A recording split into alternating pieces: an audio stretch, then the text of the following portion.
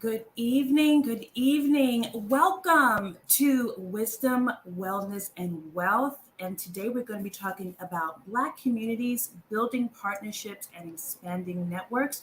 My name is Sheree Harris, and I am here to introduce you to Sister Akrama Muhammad, our director and founder of the Pieces Collective. Hi, Akrama. Yes. How are you, Sheree? I am fantabulous. I know, ladies and gentlemen, you're seeing a different face today. That's okay. I'm acting as Shannon today. I'm feeling some Exactly, and doing a great job. We thank you so much. Sheree is also a board member of the Pieces Collective and was happy and willing to step in today. So we appreciate you. My pleasure. Okay. I'm Akrama Muhammad, and I want to welcome you all. Thank you for your patience, those of you who have been waiting for a minute. We know that sometimes we have technical difficulties, but we persevere, we persist.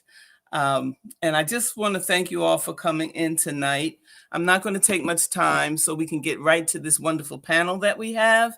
But I did want to announce something very special, a very special event that's going to be happening on December 2nd, Saturday, December 2nd at the 3rd in Columbia, Maryland. And it's our Community for Action fundraising reception. And it's a reception to help raise funds for our literacy initiative, Spread the Word. This is a very important initiative that we're starting that aims to promote reading and literacy and positive growth for children ages birth to 5. We found that doing some research that a very shocking statistic that only 33% of U.S. public school 8th graders can read at proficient levels. And when you talk about Black 8th graders, that drops down to 16%. So this is a real crisis in our community, something that's going to impact us for the next 20 years if we don't intervene. And it is something that we can intervene and do something about through our unity. So we're inviting you to attend our event or sponsor our event or make a donation. It's going to be a fun evening. There'll be music, there'll be food, there'll be dancing. But of course, we're going to be there for a greater purpose, which is to organize around encouraging literacy in our community. So we hope you'll be there. You can go to thepiecescollective.org/events and purchase tickets. You can also click on the banner right on our website homepage. And if you have any questions, you can let us know there. We believe that through working together, we can impact positive change in our community, and that it's unity that is our greatest power. And with all the chaos going on in the world right now, in our cities, in the studio, we need to have unity to push through that. So we thank you for being here. We thank our panelists for being here, and we hope you enjoy and benefit and are inspired to action. Peace. What the 3rd means to me is that through community, you can do anything.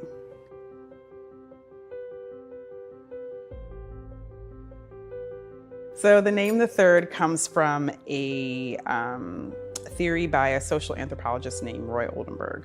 And he believes that humans, since the dawn of time, have needed three spaces to feel happy and whole. One is home, one is work, and then the third is this third space where you spend time with like-minded people. So that could be like the barbershop, a Bible study, a knitting group, a running group, whatever it is. But that in modern times, even pre-COVID, we just weren't meeting in person like that, but that our bodies are yearning for it at like a cellular level. So we are your third space.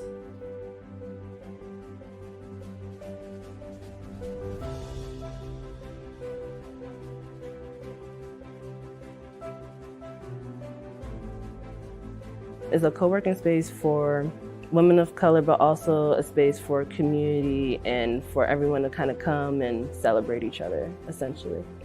That's what it feels like. It feels like everybody's always celebrating each other.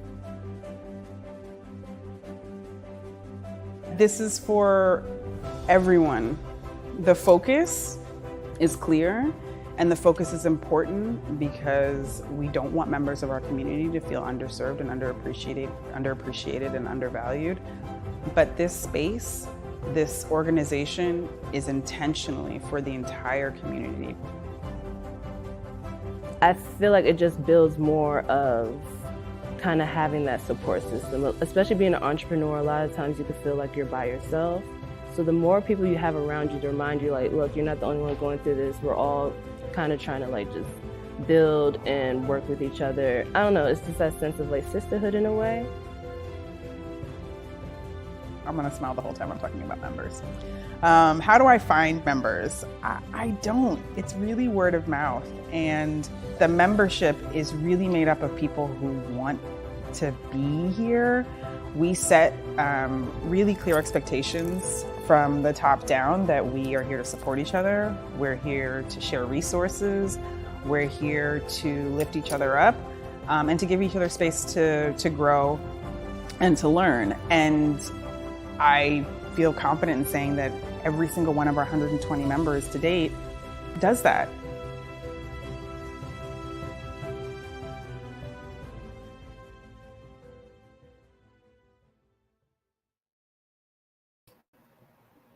Hello, everyone. Welcome to this wonderful Wednesday of Wisdom, Wellness, and Wealth. And again, today is a really interesting topic, and we're talking about Black communities, building partnerships, and expanding networks. So I know that we're a little bit behind schedule, so I really want to get to introducing our phenomenal panelists, starting with Dr. Constance Craig Mason. Dr. Mason is the CEO of Concierge Financial Advisory, an investment advisor representative at Fortnight Capital Partners. As a dedicated financial advisor, award-winning insurance broker, passionate international speaker, and an 8-time best-selling author, she teaches her clients to correctly manage their money and invest in their values so they can live the life that they want without worrying about money and leave the undeniably significant legacy. Thank you. Oh my goodness, I need you. I need you so much. Hello, hello, hello. And, Hello. 8-time author, excuse me, ma'am. Welcome. Thank you. I'm glad to be here. It's lovely to have you here. Next up, we're going to introduce Mr. Chad Williams. Mr. Chad Williams has 25 years experience in community-based economic development. In the past 15 years, Chad has led neighborhood revitalization initiatives using various economic development approaches in urban communities. He serves as the executive director of the West North Avenue Development Authority, a Maryland state economic development agency that coordinates planning and development activities and provides grants to fund and initiate economic development in West Baltimore. Hello, Mr. Williams. How are you? Good evening, everyone. That is wonderful. Next, we have Lisa Mallory. Lisa is a servant leader focused on expanding the reach and impact of this 55-plus year organization formed for the purpose of promoting the advancement and development of Black healthcare leaders and elevating the quality of healthcare services rendering to minority and underserved communities. Lisa, formerly CEO of the District of Columbia Building Industry Association, DCBIA, where she led the Real Estate Development Trade Association to reaching its highest membership and engagement levels since its inception. She also led the DCBIA Foundation. Hello, Ms. Mallory. How are you? Wonderful. Thank you for having me. Oh, it's a pleasure. Next up is definitely a friend, a personal friend of mine, as well as a friend to the show, a very familiar face, Miss Sophia Casey. How are you? But let me get into this phenomenalness, okay? Okay, Sophia Casey, MCC, Master Certified Coach, is the founder and CEO of ICLI Rising and Sophia Casey Enterprises. Her noteworthy achievements include serving as director of the First Impressions for the former U.S. Vice President, mentoring more than 1,000 coaches, and leading TJ Maxx Your Project workshops. In recognition of her exceptional contributions to the coaching world, Sophia has been awarded gold in the 2023 Best America Coach nomination for Coach Awards. And she has been named one of the top 16 coaches in Washington, D.C. by Influence Digest. Sophia is dedicated to co-creating freedom through coach training and leadership development, and is an 8-time published author with her latest book, The Business Baddie Blueprint, Step-by-Step Instructions, Insider Tips, and Hands-on Exercises to Launch Your Coaching Business with Ease. Hello, Miss Casey. Hello, so grateful to be here. Oh, I feel like I'm amongst royalty. I'm telling you, I need to have a tiara on my head. My goodness, but we're not even done yet. You do. Oh, right. Okay. Yeah. So I kind of sort of. All right. Next, we have Erica Wigley, ACC. With close to 30 years of experience in healthcare, Erica began her career as a registered nurse and pharmaceutical sales rep for top Fortune 100 companies. She became the top sales rep for her region and nationwide. She later returned to nursing and worked with the U.S. military to launch their integral medicine telepain services.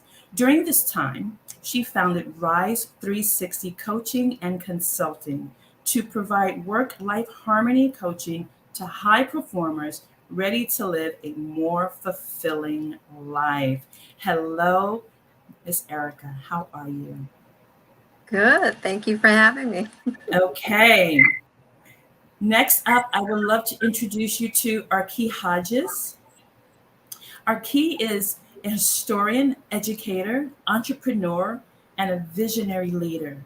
He is the founder and president of the Black Achievement Fund and also founder and president of Education for Life Academy, EFLA, which offers an online African history curriculum that begins with the origins of humanity in Africa 200,000 years ago, not slavery. EFLA also offers on-site classes in Black history for middle and high school students. Mr. Hodges was a professor at John Jay College for Criminal Justice in New York City, and New York City College of Technology, where he taught the courses Race and Ethnicity in America, the African American Experience, and the Sociology of Urban Poverty. In addition, Mr. Hodges served as an inaugural director of the Children's Age Society, CAS. Mr. Hodges, welcome. Thank you, thank you, thank you. Happy to be here. All right, so I think I got everyone here. How does everybody feel? Are you happy to be here? Yes. Absolutely. Absolutely. Yeah. All right, so I want to start with just getting everybody warmed up, just kind of get the gears going.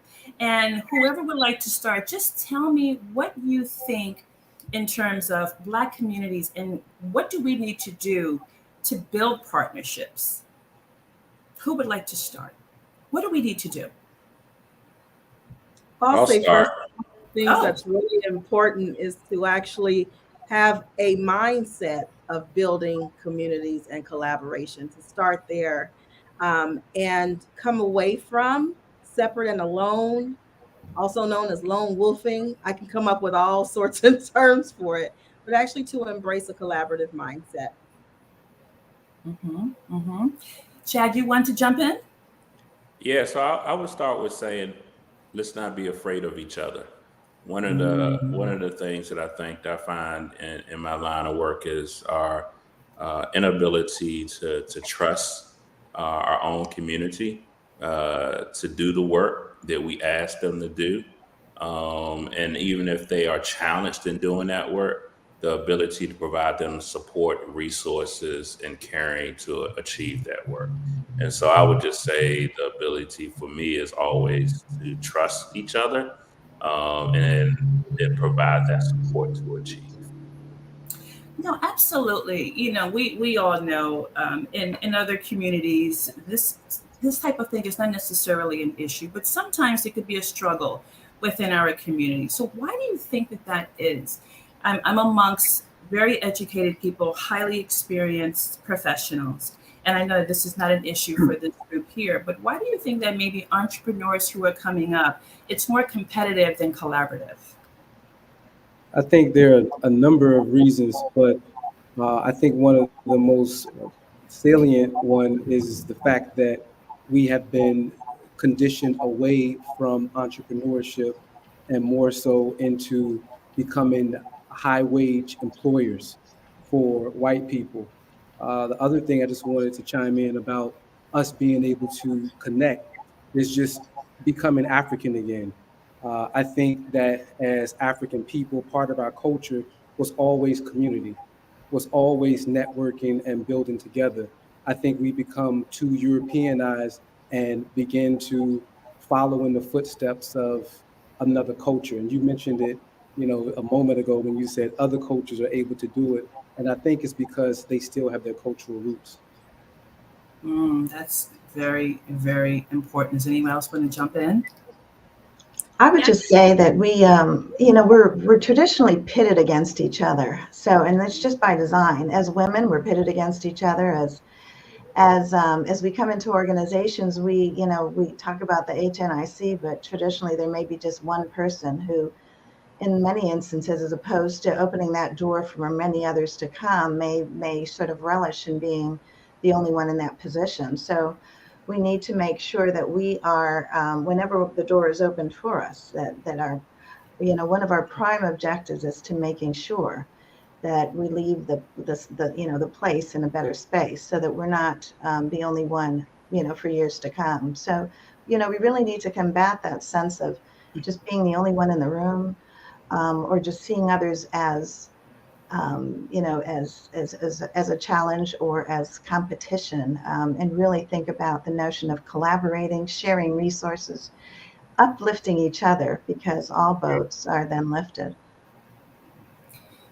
Absolutely.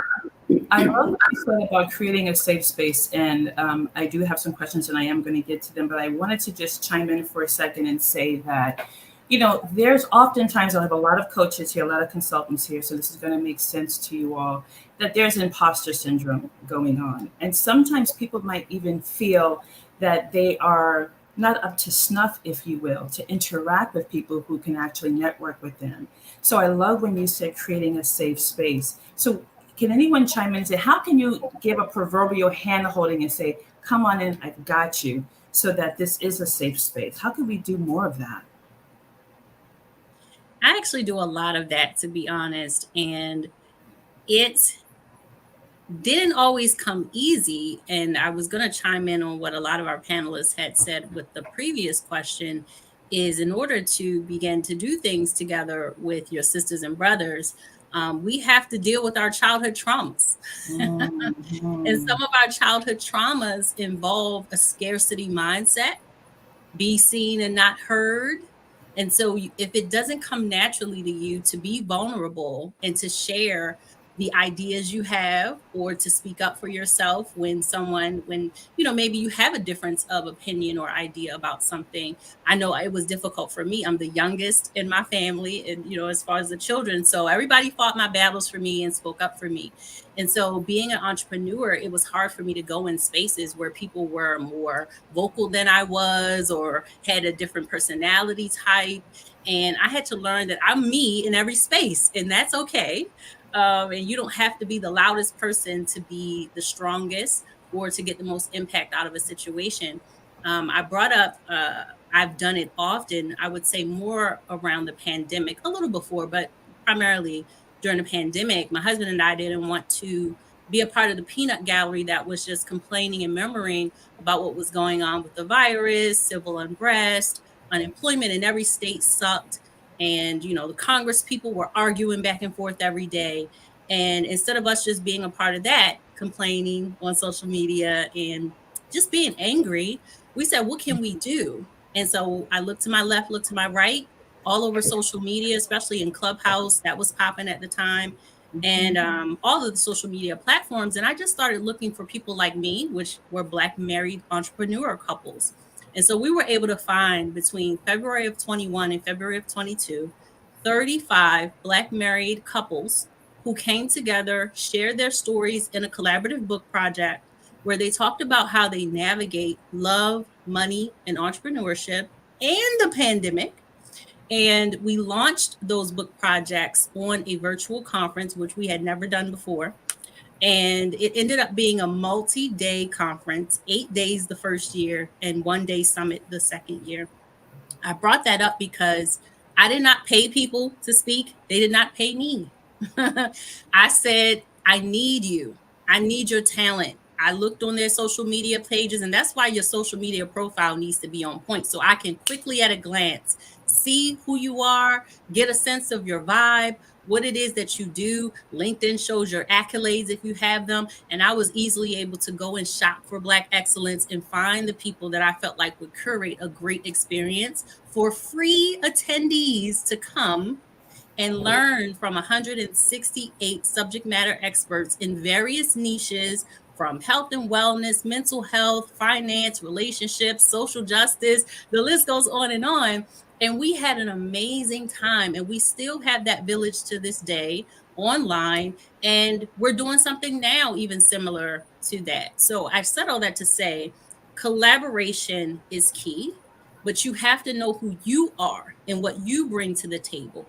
Dr. George Fraser always says, come to a situation ready to give first, because then people will be willing and ready and able to show up when you are in need of something. Don't just come and take from a situation, come and give. And so I gave all of these people platforms to speak. And to this day, there is not one of them that I cannot go to and say, hey, I'm looking for an opportunity. Can you help me? They will.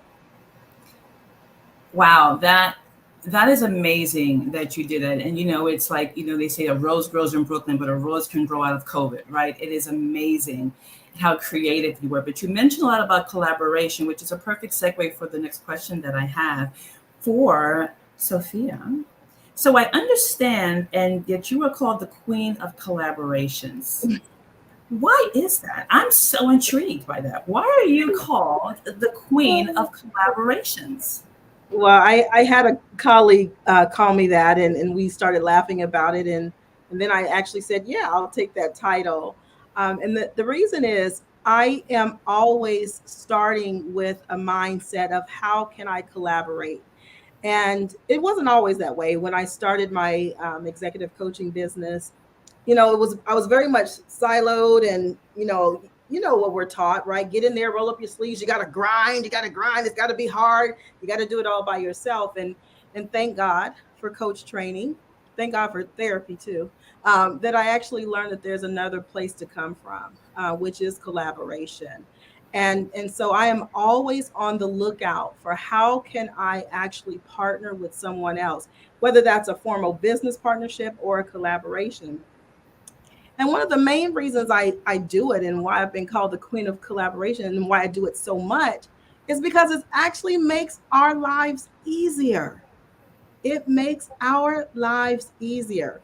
We don't have to reinvent the wheel. I'm sure if we actually went around this room right now, there are probably tons of things that we have in common, tons of projects that are very similar, where we can actually access each other's resources. Like, we do not have to grind. And I believe that mentality of it must be hard. Pull yourself up by your bootstraps. You got to do it by yourself. You have to lone wolf is actually a part of our trauma as a community. And I'm just not for that anymore. And I'm so grateful that I'm in process still. I was about to say I gave it up. I'm giving it up more and more. I love one of my favorite social media people, Elaine Fluker, says all the time that support is sexy.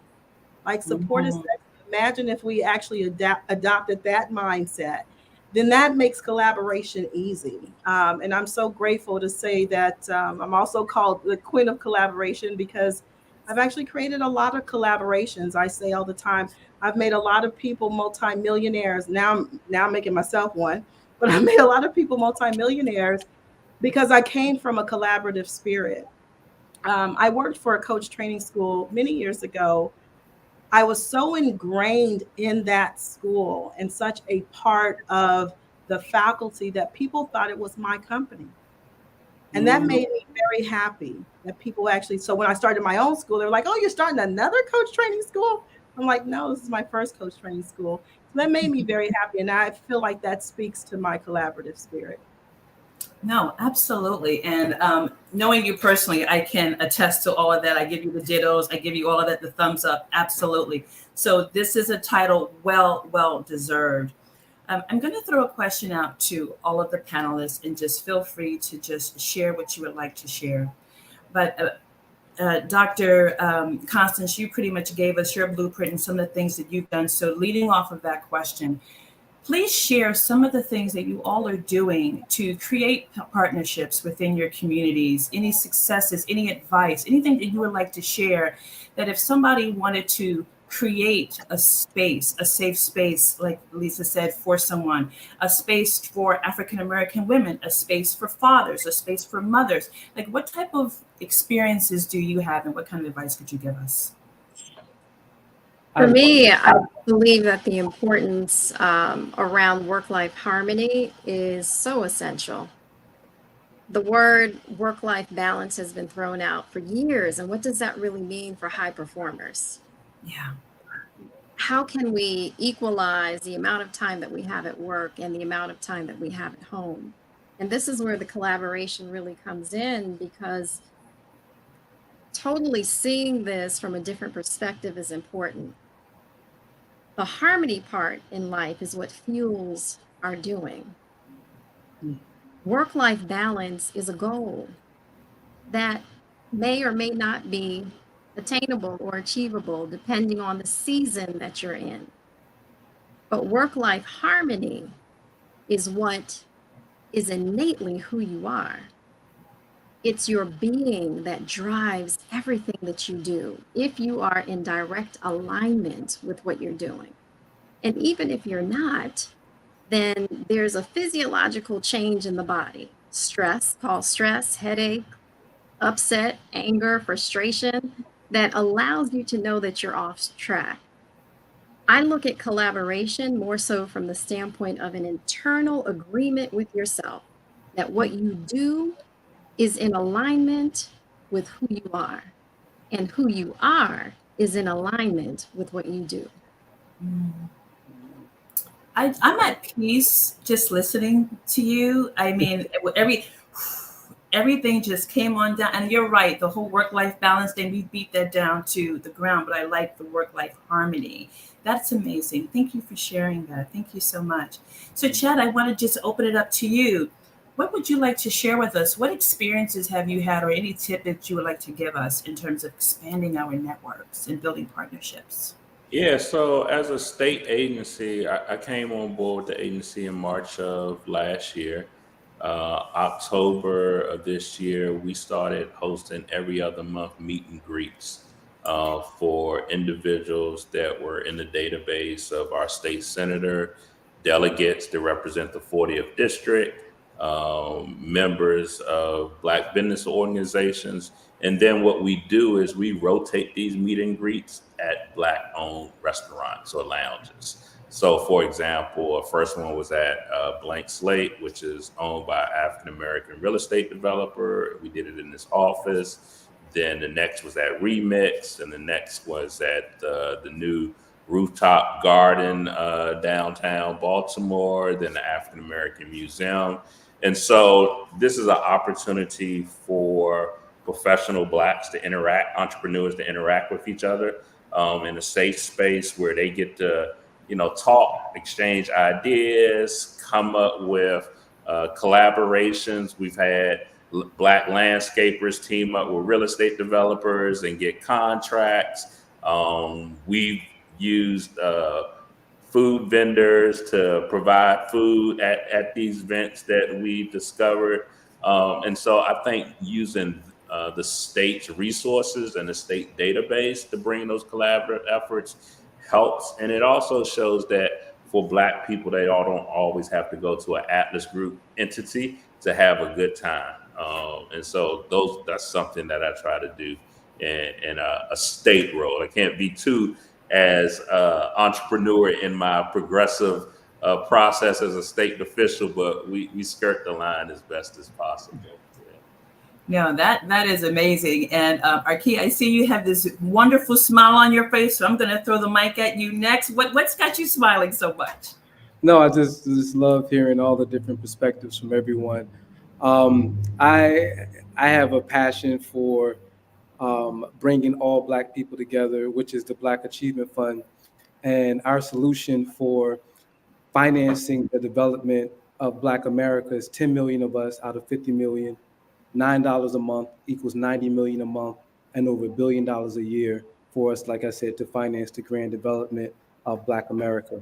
I'm right now in our Chemic Club, which is one of our proofs of concept. Since we started collecting contributions in June of 2020, we now have, the Black Achievement Fund is open to anyone who believes in our mission and our guiding principles regarding of race, religion, political preference, or sexual orientation. However, our mission is staunchly Black economic independence, Black development. Since June of 2020, we have over 3,000 members. We have members in all 50 states. We have over 3 dozen members internationally. To date, we have recycled over 400,000 in cash from Black people back to other Black entrepreneurs, everyone affiliated with our organization, the people who make our t-shirts, the graphic design artists, the people who make our mugs, our accountants, the lawyers, the contractors, everyone affiliated with the Black Achievement Fund is Black, essentially. So we're recycling at least between 67 and 71% of every dollar that we generate for the Black Achievement Fund. We also just came off of our first phase of fundraising for our very own Little Kemet Members Retreat in Toomsboro, Georgia. So we purchased 6 acres of land, all cash. And the great thing about it was that we only had 159 donors. We had 159 donors with a total of 796 total donations. Most of our donors did a 500 easy pay, in which they paid $25 over 20 months. Some paid, easy pay, $250 twice, that sort of thing. But what was so grand about it was that we didn't promote it that heavily. And we were able to we own the Black Achievement Fund now, 6 acres of land for our very own members retreat with no mortgage, and this is in our culture for good. The Chemic Club behind us, this is funded out of that $9. So this is a social space for Black people in the Atlanta area. We have organizations use this for their meetings. We have members use it for their own entrepreneurial pursuits. We have someone's going to be here. We have Professor Griff from Public Enemy. He's doing firearm training with Dr. Ray Hagans on Saturday. Then we have a More Than a Period party, education about sex ed for women by another one of our members. All of the artwork that you see on the wall is a part of a collaboration that we have with one of our business member, Densoir's Incredible Artist Market. We get 20% of all of the artwork that is on the walls. And he, as a business member, he gets to have another brick and mortar without having to pay brick and mortar fee. All of our members have access to the Chemic Club 7 days a week, 7 a.m. to 10 p.m. They don't have to call ahead. They all got the key or the key code for the month.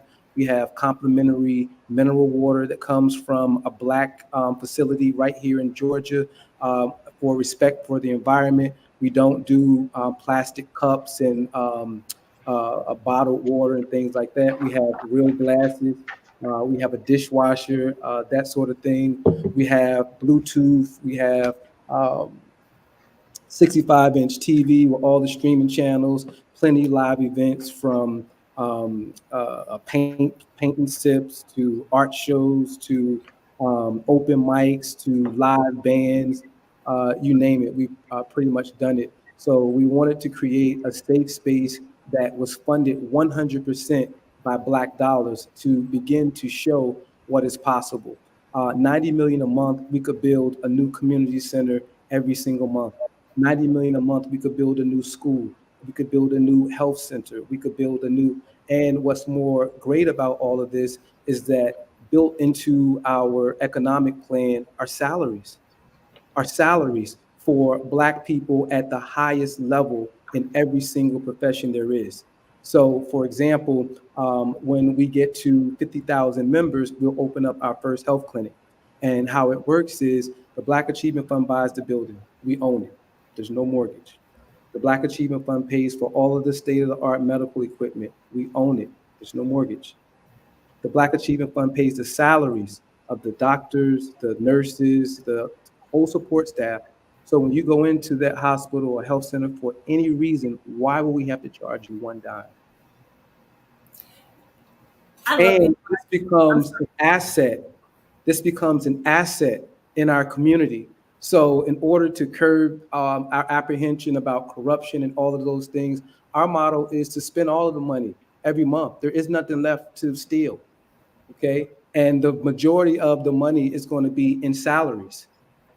So this is a way for us to fund all of our initiatives and also provide a greater level of collaboration and providing more safe spaces, but more so a consistent flow of capital to float all boats. Wow.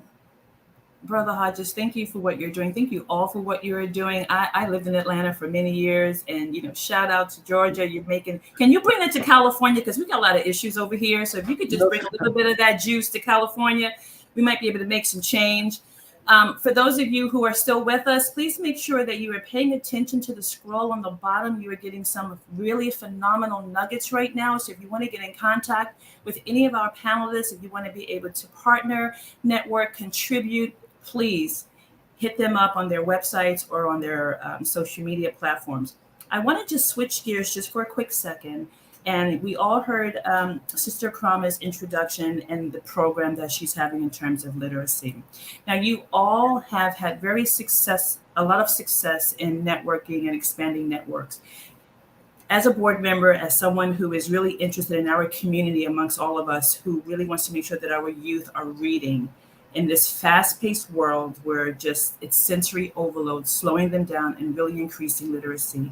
What are some ideas? What are some things that you think that we could do in our networks to help to raise funds and bring awareness to this program? No idea is a bad idea. I can share. I could share. So as I mentioned earlier about the book projects that we did during the pandemic, we're now working on the third volume. And instead of having Black married entrepreneur couples share about love, money, and entrepreneurship, this volume, volume 3, is my peers. 24 Black financial experts have come together to share about what they do in their lanes of brilliance. So, of course, everything from estate planning, investments, insurance, real estate, title transfer, anything and everything about money, even behavioral finance and financial trauma. We opened the book with that and growth mindset, because we understand that sustainable change only happens when people shift their mindset, right? When they get themselves in a great positive space and they're more self-aware of the things that they have done, good or bad, that have gotten them in the position they're in, then you can move on to the tips, tools, and strategies, right? And so that particular book project, when we're talking about partnership, I am partnered with the African American Entrepreneurs Association based out of Daytona, Florida. And through that partnership, they were able to get me a community bank that pre-bought 950 books It's not even out in the market, y'all. 950 books that they have sponsored the entire athletic department at Alabama State University for financial literacy.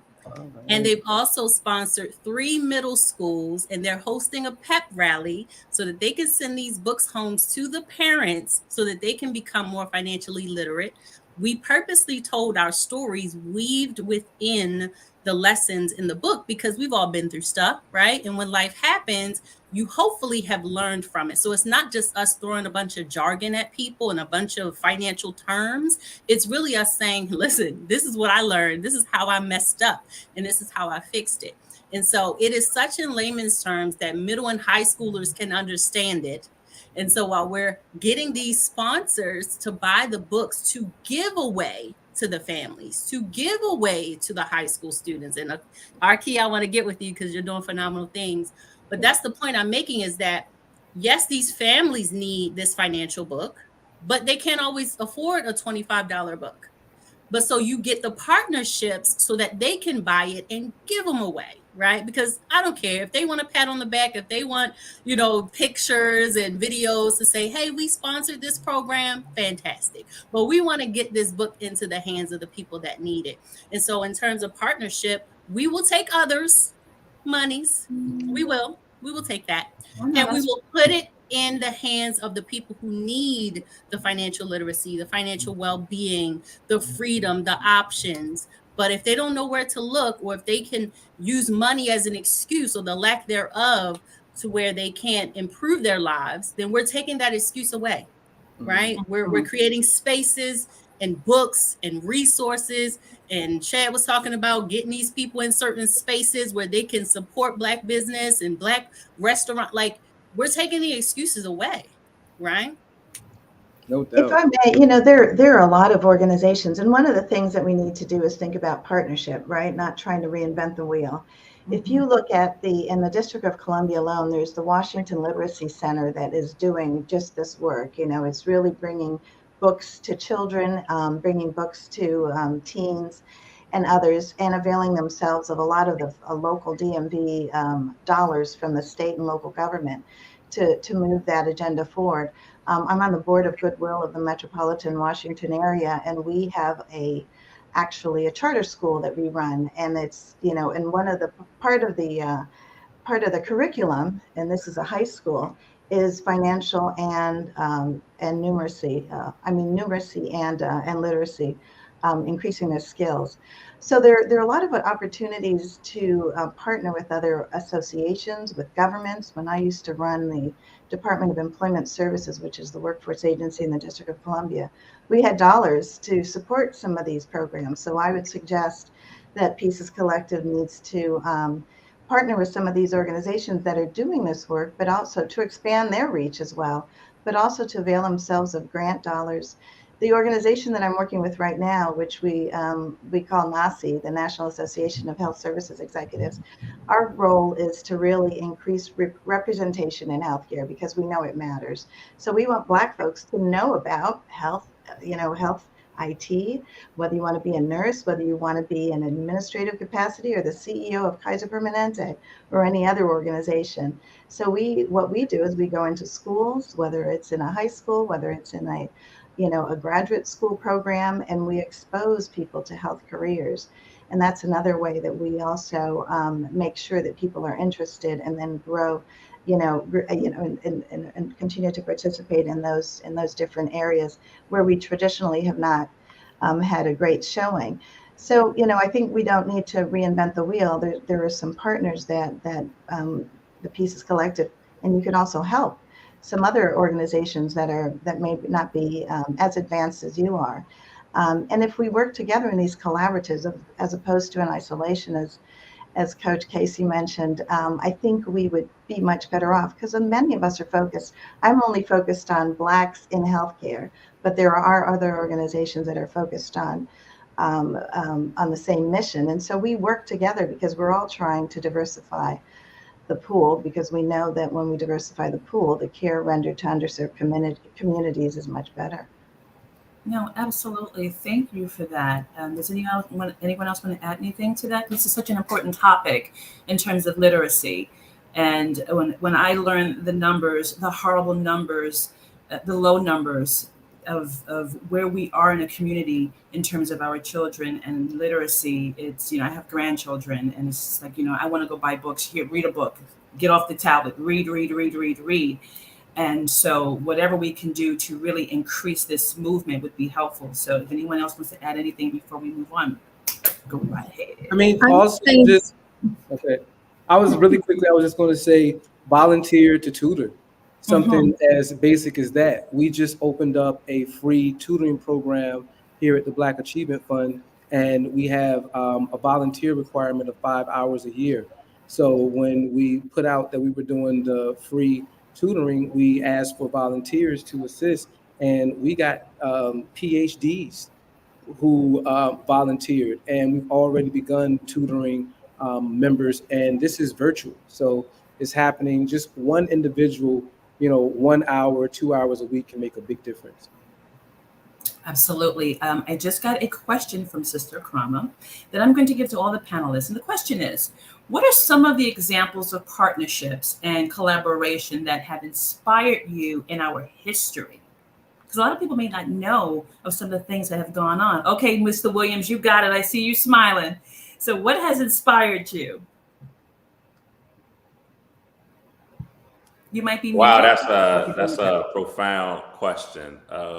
So I'm a native of Washington, D.C. I grew up in Berry Farms and then East Capitol dwellings, went to all of the public high schools and even University of District of Columbia. But at the University of District of Columbia, I was one of the, I'm going to say, very fortunate students to have as my political science professor, Cora Masters Berry, the wife of the former Marion Berry. And so in those classes, one of the things that I learned was the historical collaborations that Marion Berry created during his term of mayor, particularly from the business community to residents to allowing folks like we forget funding that he provided to Radio One, to BT to get started, and how these businesses now are like nationally Black owned businesses that people forget that they were infants. Like Radio One was an infant on 8th Street in a hole in the wall glass, right? Or the land that BET got started on was somewhere in the cut under the railroad yard, going off of North Capitol and New York Avenue. And so learning from her is the beauty of connecting folks was an inspiration for me in my history. And so that's why I had this big smile, because I actually lived the history as a young student at UDC as her professor, as her student. So that's why I was smiling. That was the first thing that came to mind with that question. Listen, there is no reason to explain why you were smiling. We need to smile more, okay? But I love that you shared that story because I can tell that that inspired you so much to do some of the things that you are doing now. And it's the examples that we have in front of us that really help us, give us, the initiative to move forward. What else? Who else was inspired? What's got you going to do the work that? Okay, Erica, go ahead, girl, get in. She's like double dutch. She's like waiting to get in. I see her. Waiting. The Divine Nine, Black sororities and fraternities in history have done incredible work in support of our communities. And that goes without mention. So many names across history that have made significant impact in the world. And what we represent, because I'm a member of the Divine Nine. I know Coach Sophia Casey is a member of the Divine Nine, and I'm not sure if anyone else on our panel are, but what we've done over the years, quietly, boldly, it's been monumental and definitely significant. Oh, absolutely. Absolutely. Okay, Mr. Hodges, you're smiling. Go ahead. See, it's the Oh, teeth. Once you see the teeth, we you got need the Divine Nine to help promote the Black Achievement Fund. So please, the next meeting, mention us in your circles, because these are the types of collaborations and partnerships that we're seeking with everybody up here.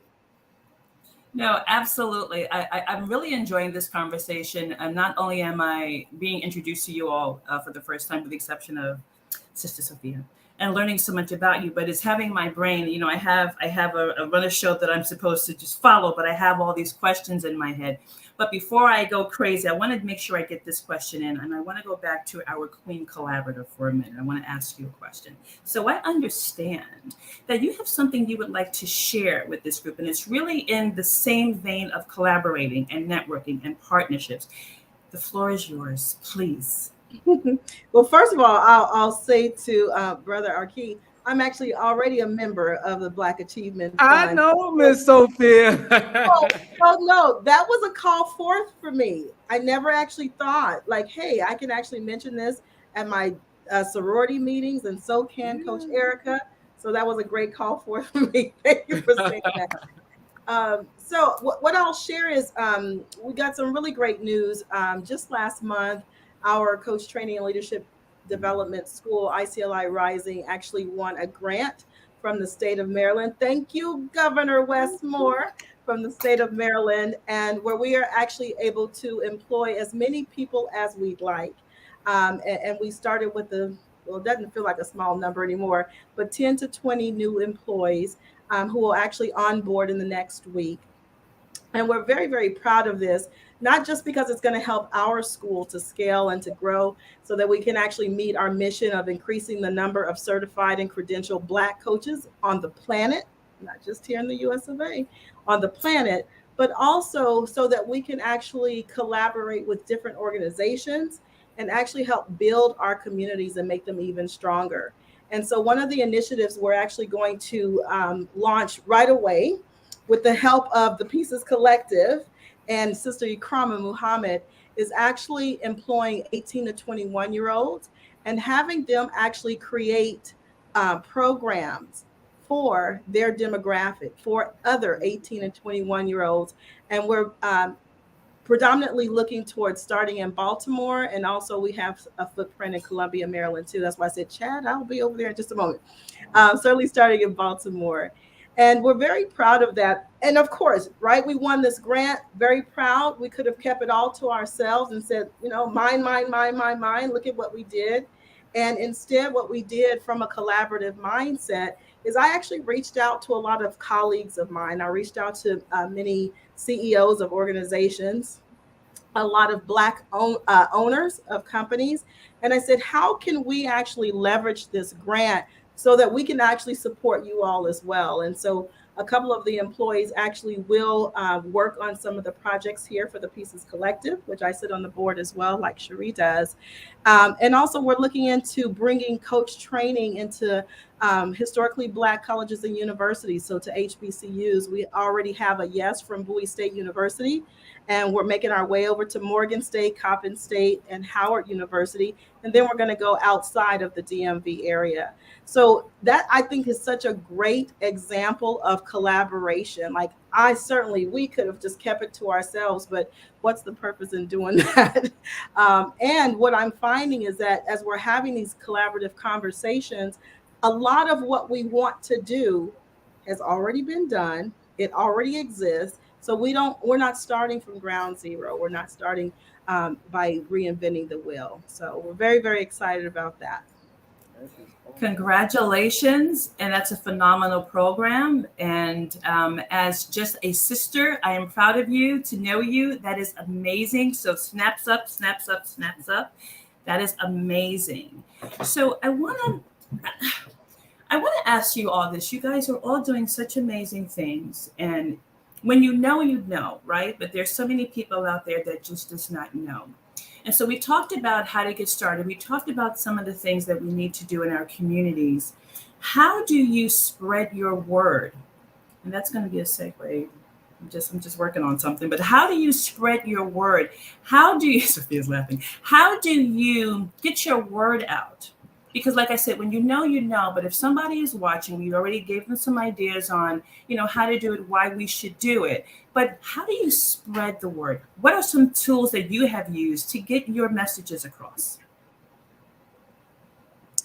Well, I run in a lot of women's empowerment spaces. I'm a speaker, author, and coach. So I'm often in rooms where I'm advancing in my own knowledge, personally, professionally. So I'm in these spaces, and everybody's always launching something, right? Launching a new book. They're having some mastermind. They have an event that they're doing, and I love it because I didn't grow up with that, right? I grew up in the inner city of Baltimore in poverty. And so I didn't see big business happening with people that look like me. And so when I'm in these spaces, I'm so super excited to see how an idea turns to an imagination, turns to goals, tasks, and then you get people excited about it and they want to link arms with you. And so social media, when I get out, when I get in those in-person spaces, I'm always following them on social media so I can stay abreast of what they have going on and what they have coming up. And so I don't miss anything. I don't miss much. But then beyond that, I can then ask them and say, hey, here's what I've got coming up. As a matter of fact, about the recent project that I was talking about, it's all behind the scenes. Like I've literally been getting on one-on-one calls with people and getting on like 1-on-4 Zooms with people and saying, hey, here's what I'm doing. I need your help. Here's the date that we go live. But if you have a platform that you could share it out on, I would really appreciate that. If you have an email subscriber list, would you add this to your rotation of newsletter or something that you send out? And people have been saying yes, like literally so much so that we have people keep asking me, when can I say something? When can I say something? Like they're more excited than me. Like they're like, can we say it today? I'm like, not today. Right. So the point I'm making is when you share what it is that's in your heart's desire to bring to life, people get excited about that. Use their platforms, co-brand if you can. And yes, give them a deadline and teach them what it is that you want to go out, right? What kind of message, what kind of tone, what kind of vibe, what kind of resources do you have so that when it's on go, everybody's going to share it out and it's just going to blow up whatever it is, the region, the area, whatever you're trying to do. And that's what's happening now. We have about 65 partners across the globe. When I say globe, I mean globe. We have Australia, Canada, Rwanda, Nigeria.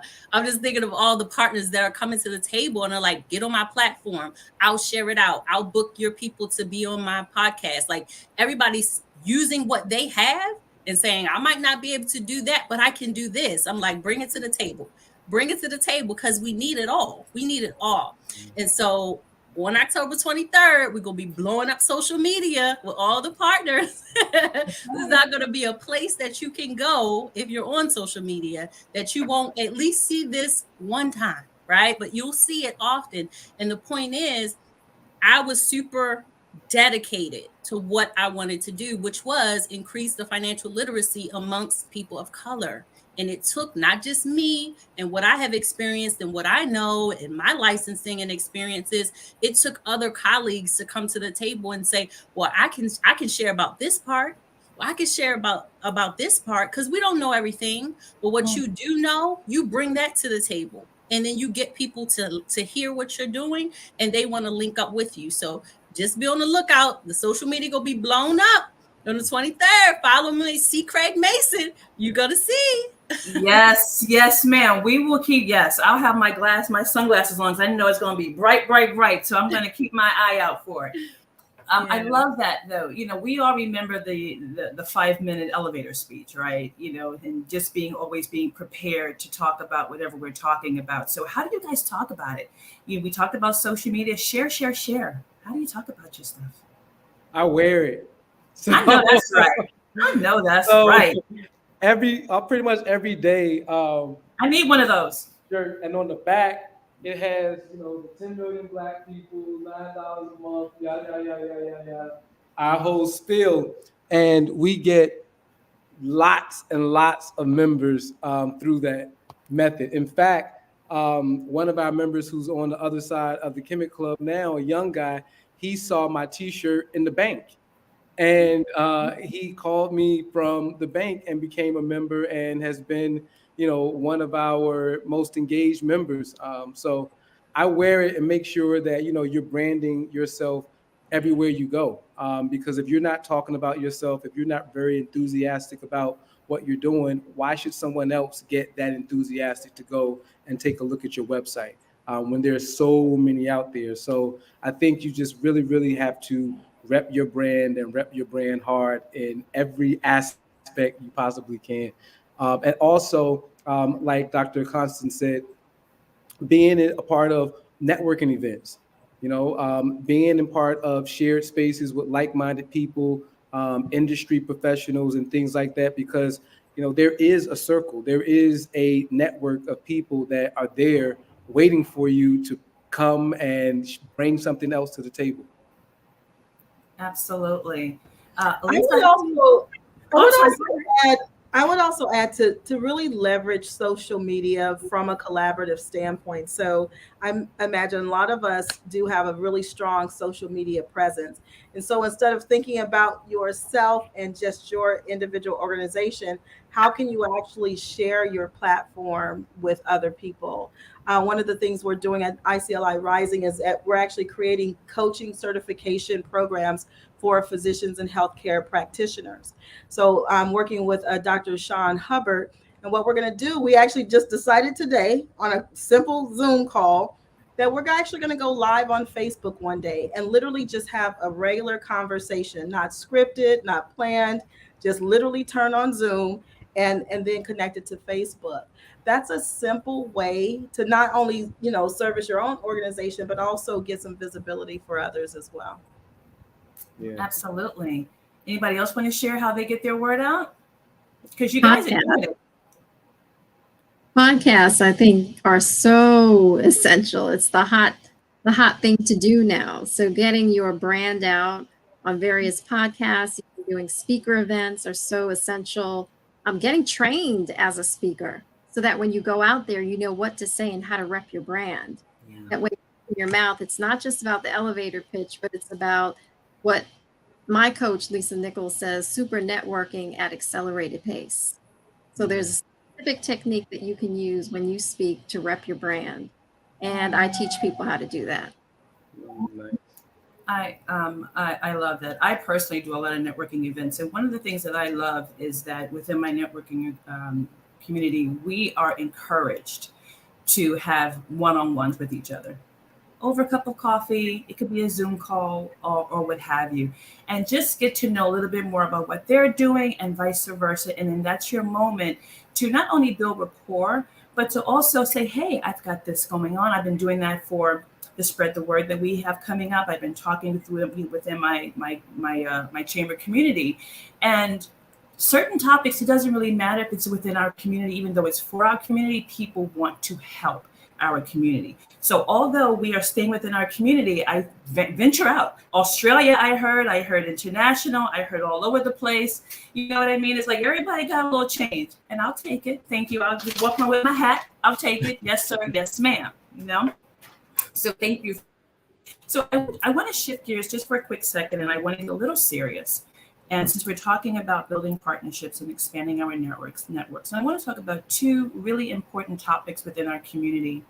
And one of those is the mental health issue. I know that it's getting better. I know that we are getting more comfortable in talking about mental health, but through our efforts and through maybe some of the networking and partnerships that you have been involved in, how do you see that growing and increasing? And how do you see that comfortability now in terms of verbalizing what's really going on with us and being honest?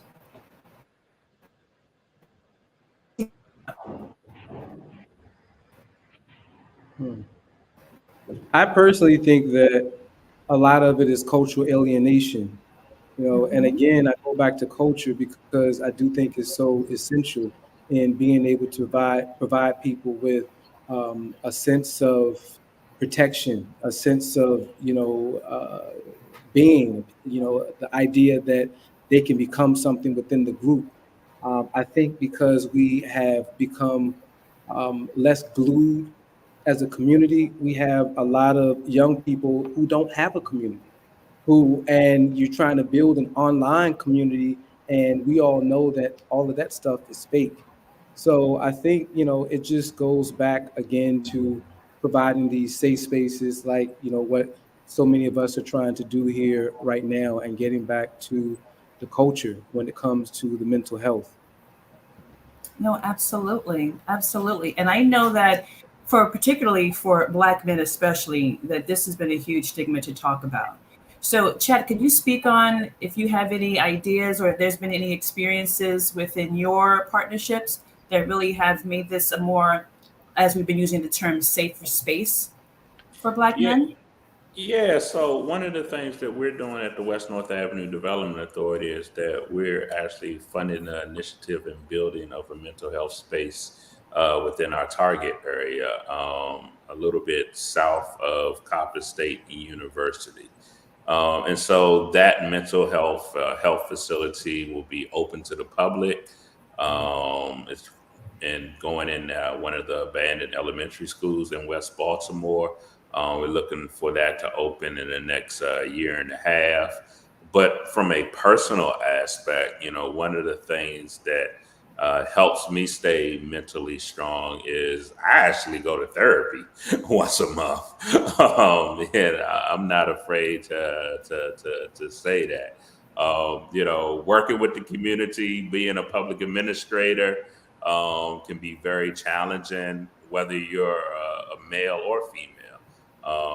And so I actually go to therapy. I like just, as Kendrick Lamar says, just like to throw stuff off of people and figure it out and whatever it is. And I got a whole lot of crazy ideas, and they stay with the therapist. And when I come out, I know how to deal with the world. And so I just think being encouraged to go out and just say, I want to talk to someone in a safe space, I think is very helpful.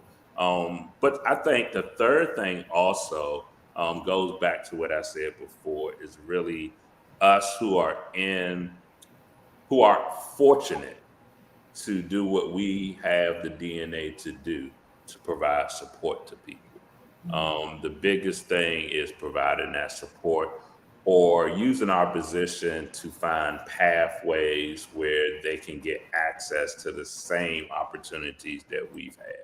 For example, at the West North Avenue Development Authority, State Senator Antonio Hayes and I, and Delegate Marley Amber, we got the authority exempt from the Maryland procurement law. And so there's only like 3 agencies in the whole state that are exempt from the Maryland procurement law: the Maryland Stadium Authority and the University of Maryland system, right? And the reason why we advocated to be exempt from the Maryland procurement law is that many of the entities that receive state contracts don't reflect the communities in which they're providing services in. And then also that precludes us from not able to always do an RFP. And so we are going through the process of our procurement services and our grant fundings using the RFQ, where we just receive a person's qualifications.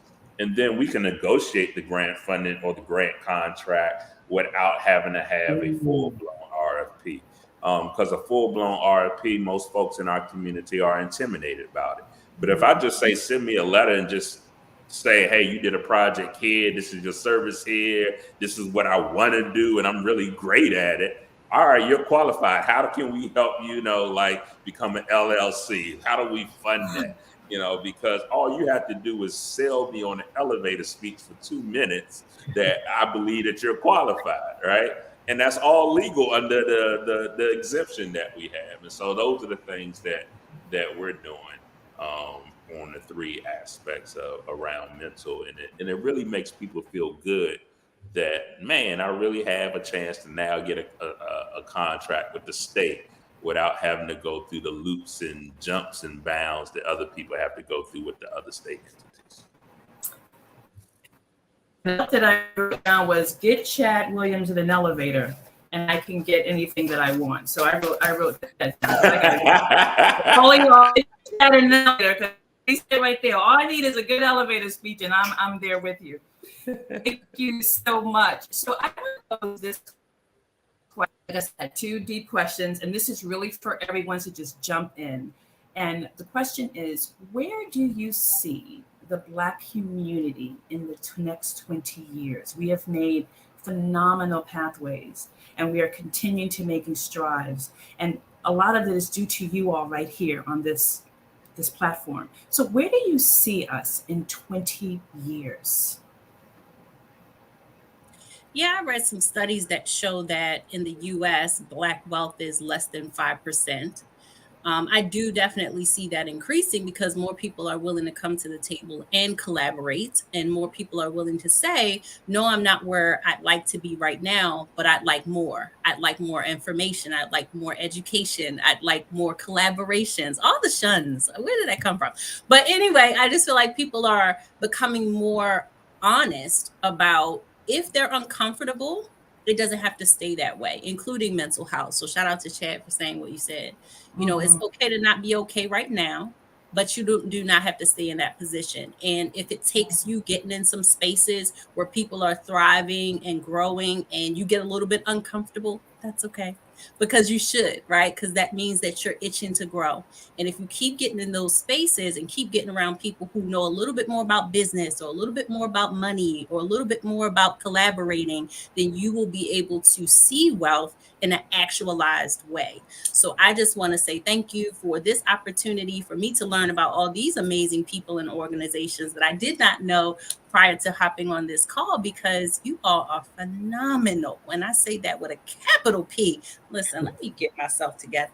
I really appreciate it. I see the numbers coming up because we are taking accountability for our own selves. We are taking accountability for our peers. We're taking accountability for our children and our children's children.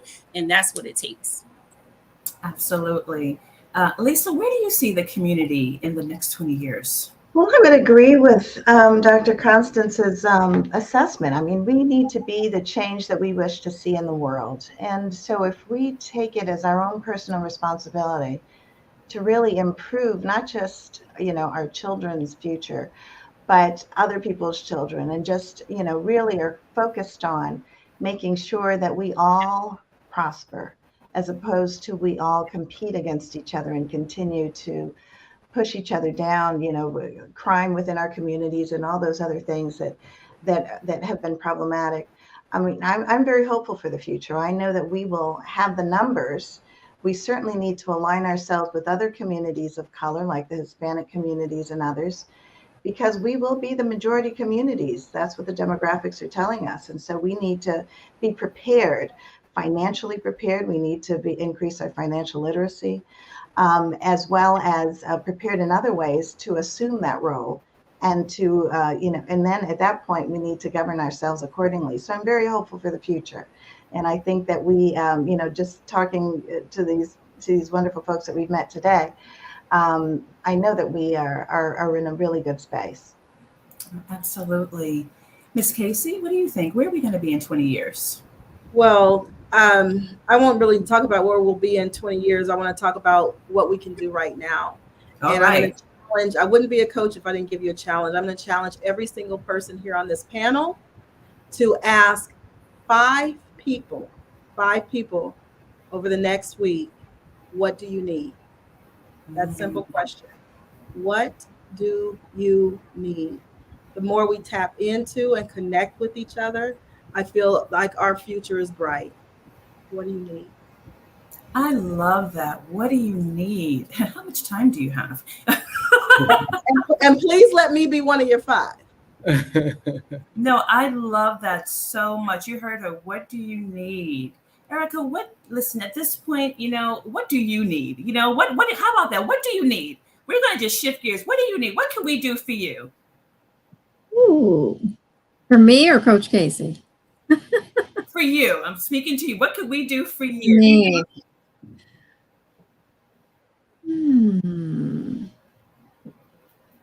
I think because my background is healthcare, I think, first of all, I want to thank Chad for sharing that he goes to therapy.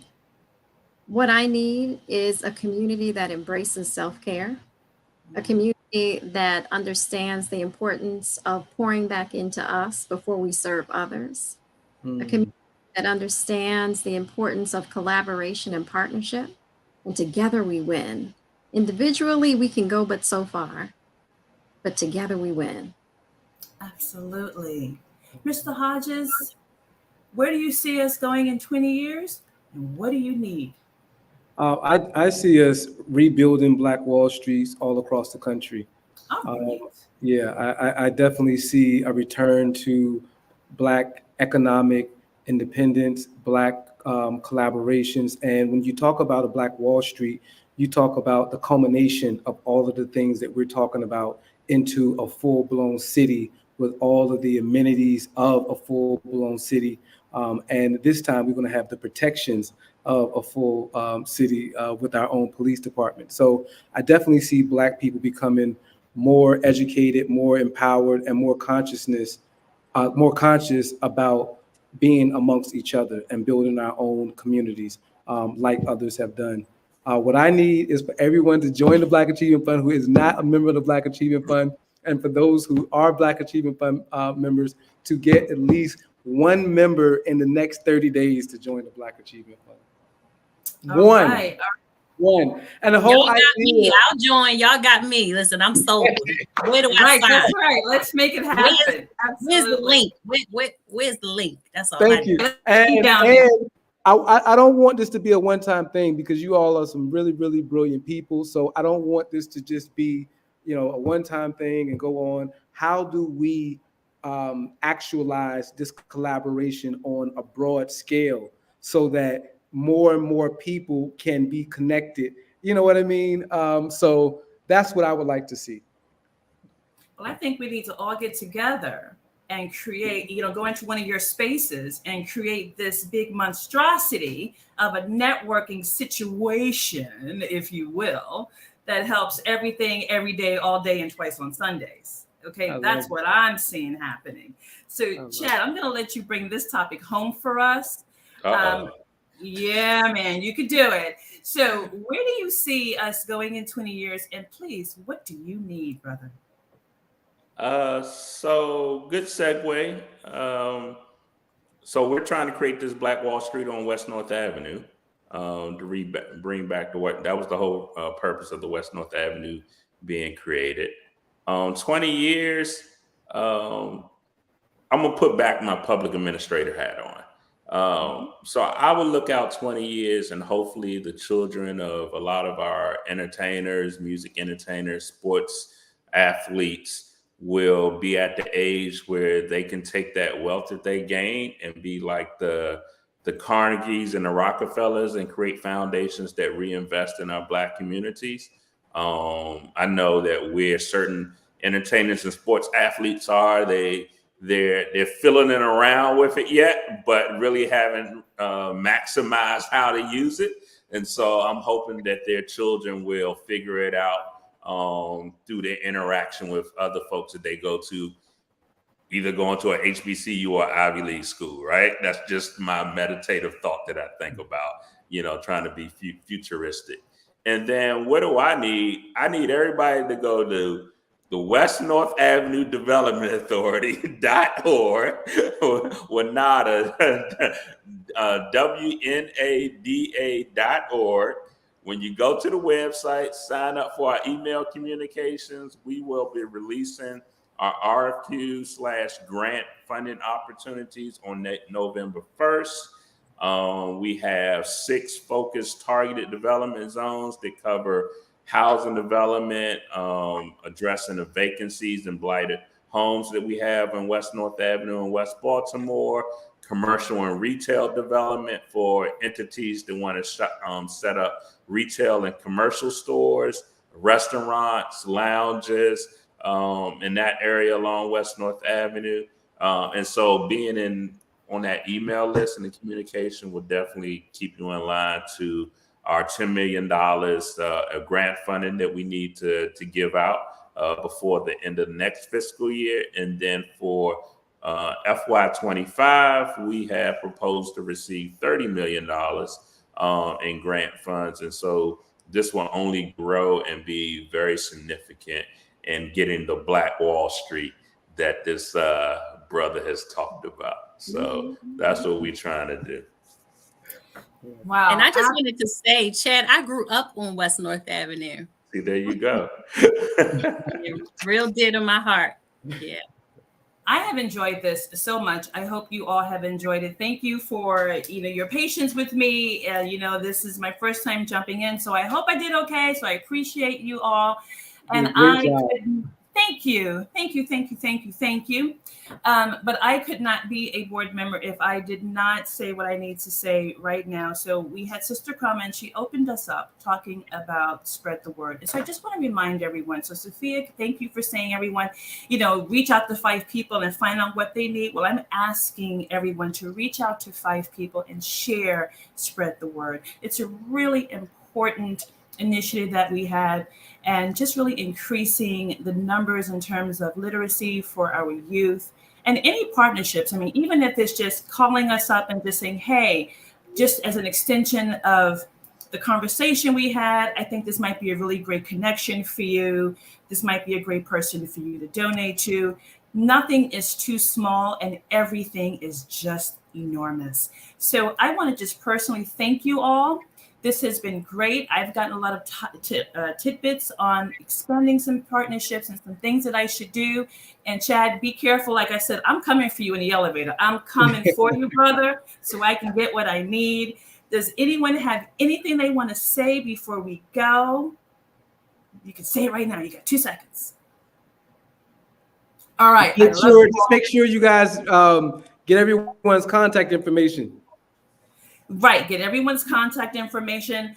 Brother Hodges, I need one of those hoodies. It's getting a little chilly. I want to be able to represent. I want one of those things. So let me know how I can get one of those hoodies, because I'm a Bronx girl at the end of the day. All so right. I put my hoodie on and make it happen. Okay. I'm not from Baltimore. I'm sorry, but you know what? Just love on me. Love on me. I'm from Atlanta, but I'm a Bronx girl. So I definitely want to put one of those things on. But this has been great. For those of you who are watching, thank you for listening to this fantastic topic. Please make sure that you pay attention to the scroll and get all the information that you need so that you can get in contact with our lovely panelists and participate. As the Black community is growing, we need to expand our networks. Until next time, my name is Cherie Harris. It has been my pleasure for this Wisdom, Wellness, and Wealth, and I will see you next time. Bye-bye.